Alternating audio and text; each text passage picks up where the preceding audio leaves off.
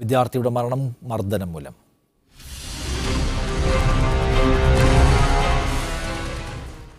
കൊല്ലം തേവലക്കരയിൽ വിദ്യാർത്ഥി മർദ്ദനമേറ്റു മരിച്ച കേസിൽ അന്വേഷണം സിഐക്ക് കൈമാറി. ചവറ സിഐ ചന്ദ്രദാസിനാണ് അന്വേഷണ ചുമതല. അതേസമയം കൊലപാതകത്തിൽ പാർട്ടിക്ക് പങ്കില്ലെന്ന് CPM പ്രാദേശിക നേതൃത്വം വിശദീകരിച്ചു.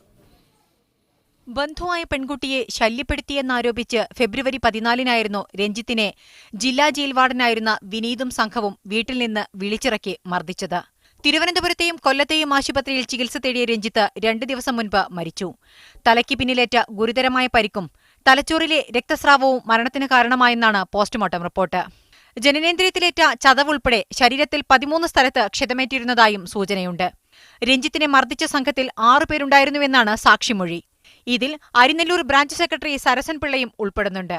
എന്നാൽ കൊലപാതകത്തിൽ സരസൻ പിള്ളയ്ക്ക് പങ്കില്ല എന്ന് CPM പ്രാദേശിക നേതൃത്വം വിശദീകരിച്ചു. അയാൾ അന്ന് പാർട്ടി ഏരിയ കമ്മിറ്റി ഓഫീസിൽ കൂടുന്ന ഈ നവമാധ്യമങ്ങളുടെ ഒരു കമ്മിറ്റിയുണ്ട്. ആ കമ്മിറ്റിയിൽ പങ്കെടുത്തത് അദ്ദേഹം.